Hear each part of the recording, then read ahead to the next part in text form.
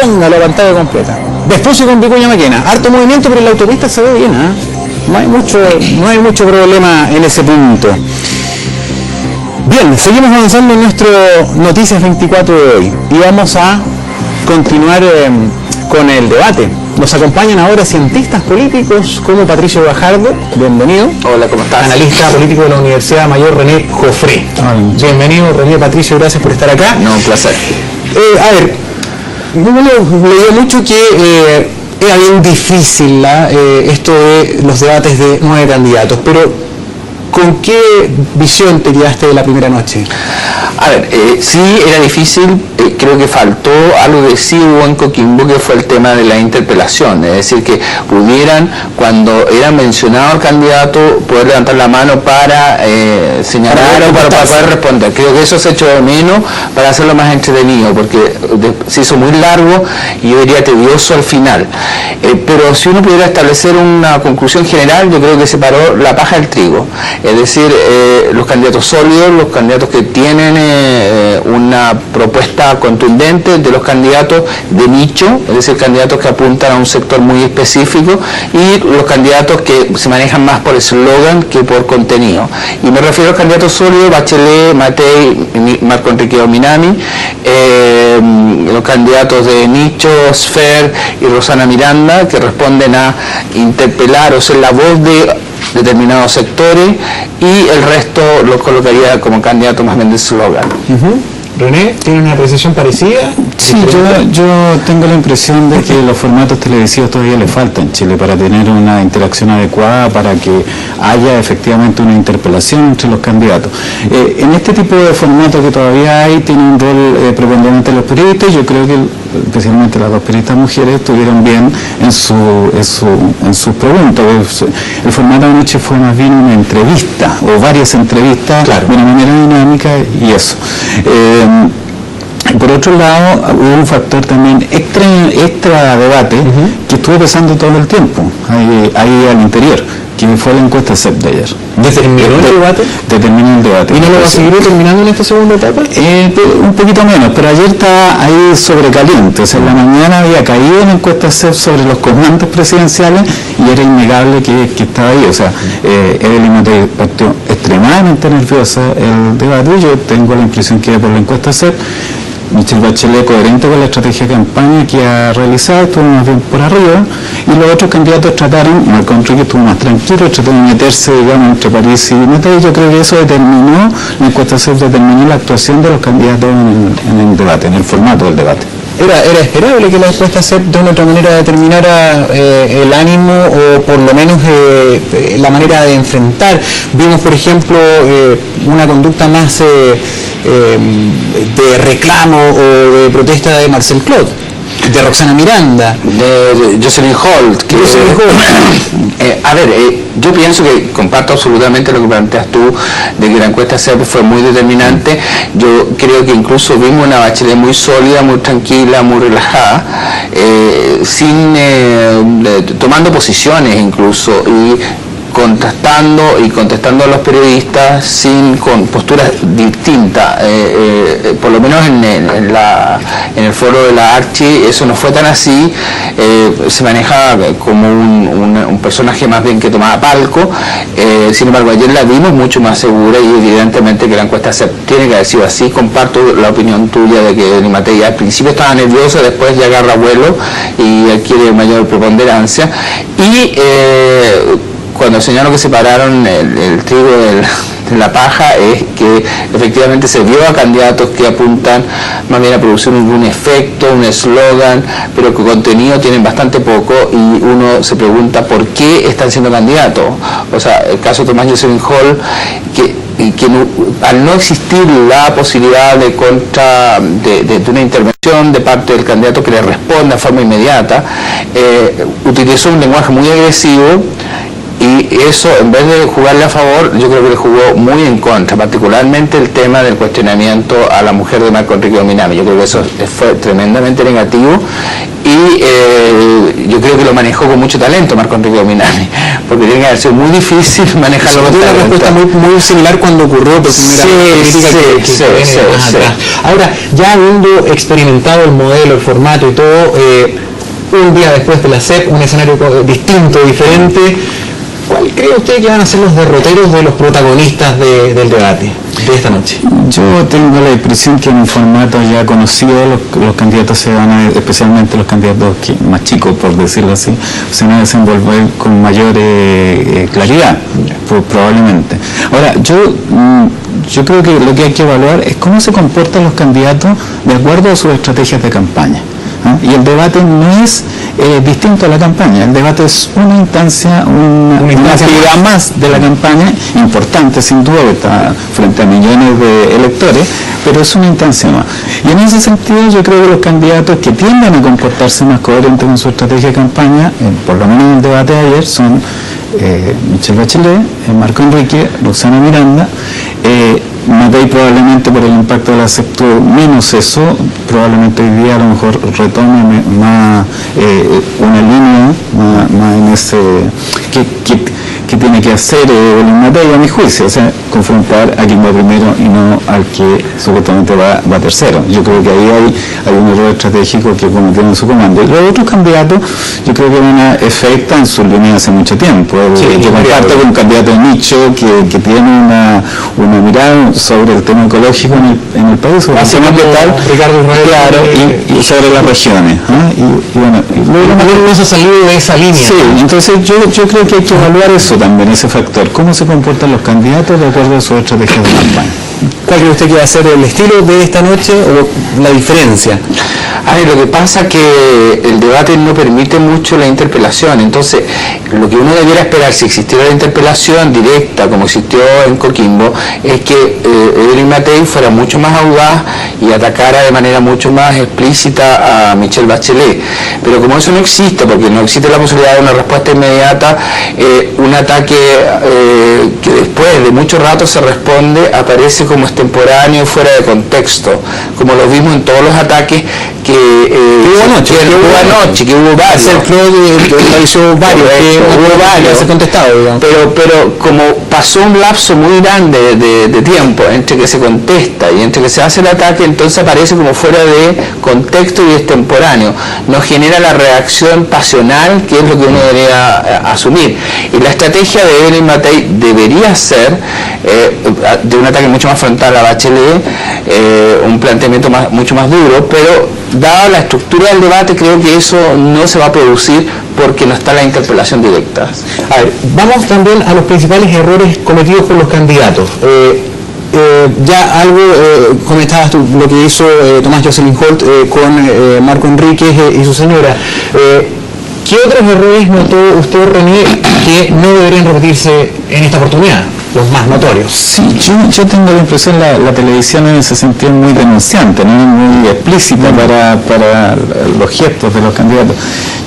Yo noté a Marcel Clos con una cierta como desaliento, o sea, como una expresión de desaliento. Pero René, se nota hace varios días, hace varios días, tanto en Nachi como en el otro debate también. Probablemente tiene que ver con que Roxana Miranda, que pelea el mismo nicho electoral, es más incisiva, está más fuerte. Bueno, dentro de que le ha comido el discurso de Marcel Clos, y aparece Roxana Miranda como una candidata mucho más legítima en términos del discurso y además con una gran capacidad de comunicación. Yo creo que cuando ella dijo que era magíster en economía, yo creo que además es magíster en comunicación. Sí, tenemos imagen en vivo también de una nueva llegada.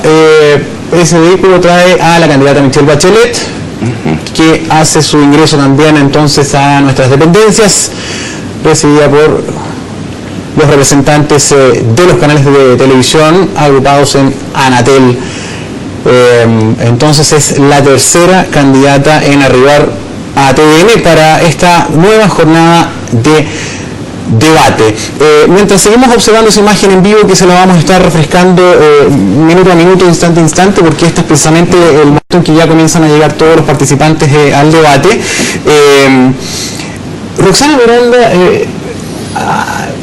sin tener posibilidades, porque dentro del resultado del CEP es de los candidatos que ni siquiera aparece, 0%, se ha aprovechado de entregar un mensaje. Yo tengo la impresión que Roxana Miranda es un discurso que existe en el país, o sea, está instalado, o sea, uno escucha ese discurso en la ciudad, es mentiroso. Claro, entonces este tema de qué color es la tarjeta del consultorio es una muy buena cuña desde el punto de vista comunicacional.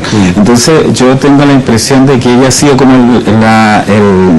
ha tenido un posicionamiento mediático interesante en esta elección. Yo distinguiría ahí también, aprovechando la categorización que hace también Patricio, otra categorización, ¿no? Los candidatos que han tenido un buen posicionamiento mediático, y ahí Roxana Miranda, digamos, lidera.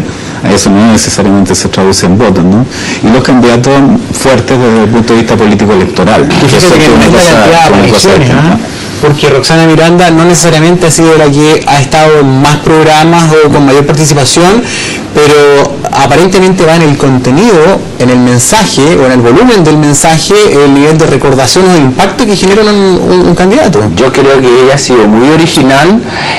Es notable cuando termina su discurso ayer que otros personajes y otros candidatos con más pergaminos repitieron lo mismo que habían dicho durante todo el debate, como una especie de eslogan.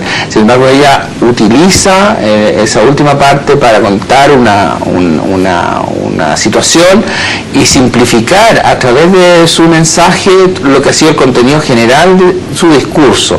Ahora, el problema de Roxana Miranda, porque a todos los candidatos les interesa que esto se refleje en votos, es que ella es una candidata fuertemente denunciante y, como señalaba muy bien René, plantea una voz de los sin voz, pero no plantea elementos propositivos que le den un paso desde la protesta a la concreción de intencionalidad de voto, que también debería estar presente, porque como tú señalabas muy bien, Gonzalo, o sea, en la CEP ni siquiera aparece con ningún porcentaje. Y eso en general se ha visto en todas las encuestas también en esos mismos. Yo tengo la impresión además que el nicho electoral hacia el que ella se dirige, que es un nicho electoral más radicalizado pero popular, el más renuente a votar, porque si tú te fijas en el set de ayer en la segmentación por nivel socioeconómico, Marcel Clot, por ejemplo, que tiene un discurso igual de radicalizado, donde más tiene puntuación en los sectores con mayor educación, marca 9, y en los sectores con menor educación marca 0. Marcel Clot tiene un alto nivel de penetración a nivel de estudiantes universitarios, cosa que Roxana Miranda no tiene. Y ahí se echa de menos un déficit, porque Roxana Miranda, que ha sido tan extraordinaria comunicacionalmente hablando, ha sido notable, si pudiera ser más propositiva, y ayer en la misma pregunta, cuando se le trataba de llevar a concreciones, bueno, pero ¿qué es lo que haría? ¿Cómo lo haría? No lograba ir a ganar el discurso. Por eso yo distinguía lo comunicacional de lo político. Claro. Hablamos al inicio del resultado en sintonía del debate. ¿Es para ustedes una buena noticia en términos de que, a pesar de lo cuestionada de la política, a pesar de que todo el mundo se declara, incluso sin tener una decisión tomada por quién va a votar, hay un interés alto en las audiencias por saber la elección? Bueno, estamos ahí, estamos a la vuelta de la esquina. O sea, yo diría lo siguiente: en un país sin educación cívica obligatoria, que tengan este nivel de rating en un debate político es extraordinario, a mi juicio. O sea, quiere decir que la gente está interesada en los fenómenos políticos electorales, interesada en lo que está pasando. Si tú te fijas ayer, los temas que trataba la CEP tienen mucho más porcentaje que lo que reflejan los candidatos. O sea, hay un cierto porcentaje de gente que se pronuncia sobre los temas que a lo mejor no va a votar, pero está alerta frente a las situaciones, frente a los temas de educación superior gratuita o no, redistribución del ingreso, la nacionalización del cobre. Ese es un temazo que a lo mejor algún candidato podría recoger hoy día, porque el renacionalizar el cobre en la encuesta tiene más de un 80%. Eso es bien sorprendente. Sumamente. Es muy sorprendente. O sea, hay una serie de temas que sin lugar a duda a través de los movimientos sociales han tenido un impacto de socializarse a nivel general de la sociedad, es decir, que hay una toma de posición de la sociedad chilena sobre temas que no estaban en el debate público. En la última elección ninguno de muchos de esos temas no estaban ni siquiera planteados como tema de discusión. Este año, por ejemplo, la educación gratuita de calidad pasa a ser un tema muy relevante. En eso también contribuye la inscripción automática del voto voluntario, es decir, hay un nicho de votantes. No olvidemos que cuando había inscripción voluntaria y voto obligatorio, la gente joven no representaba, me refiero de los 18 a los 29, ni el 9% el claustro electoral. Por lo tanto, los candidatos no perdían el tiempo intentando convencer al votante joven, porque el votante joven no existía como mercado electoral. Hoy día sí, el votante joven, a pesar de que no ha aumentado de manera ostensible, al menos si consideramos las municipales y las primarias, pero sí es un nicho capturable, que antes no existía como nicho capturable, y de atraerlo hacia ser un actor concreto de ir a votar y pronunciarse.